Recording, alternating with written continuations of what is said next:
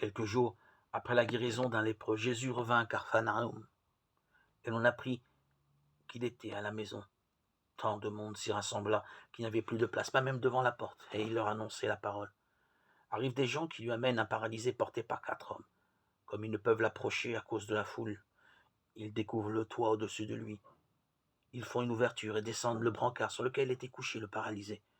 Voyant leur foi, Jésus dit au paralysé, « Mon enfant, tes péchés sont pardonnés. » Or, il y avait quelques scribes assis là qui raisonnaient en eux-mêmes. Pourquoi celui-là parle-t-il ainsi? Il blasphème.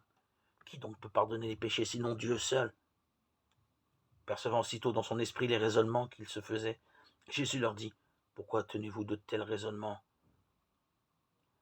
Qu'est-ce qui est le plus facile, dire à ce paralysé, tes péchés sont pardonnés, ou bien lui dire, lève-toi, prends ton brancard et marche? Eh bien, pour que vous sachiez que le Fils de l'homme a autorité pour pardonner les péchés sur la terre. » Jésus s'adressa au paralysé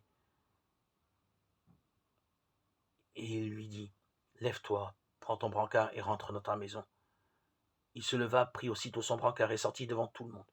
Tous étaient frappés de stupeur et rendaient gloire à Dieu en disant, « Nous n'avons jamais rien vu de pareil. » Évangile selon saint Marc, chapitre 2, 1-12. Être paralysé, c'est être dans l'incapacité de marcher et d'agir. C'est donc être foncièrement passif, sans la possibilité de prendre sa propre destinée en main. Or, en nous créant, Dieu veut faire de nous des collaborateurs dignes de lui. La paralysie est ici un symbole pour décrire une situation de l'âme, pour transformer cet homme infortuné en un vis-à-vis véritable. Il ne s'agit pas tant de guérir son corps. Le médecin doit viser plus loin, allant jusqu'aux racines de son mal, la rupture d'avec la source de la vie. C'est cette rupture que nous appelons péché. Mais qui peut rétablir un être humain dans une communion avec Dieu, sinon Dieu seul?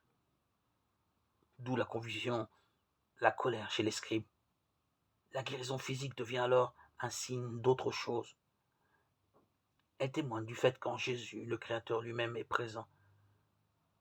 Depuis l'intérieur même de la condition humaine, une puissance inimaginable est à l'œuvre, renversant les déterminismes du mal et transformant la création en ce qu'il a toujours dû être, une manifestation de la gloire de Dieu. Dieu, de miséricorde, libère-nous de tout péché, de tout malheur, de toute entrave à la sanctification. Purifie nos cœurs, Seigneur. Ne nous laisse pas dans les filets de Satan.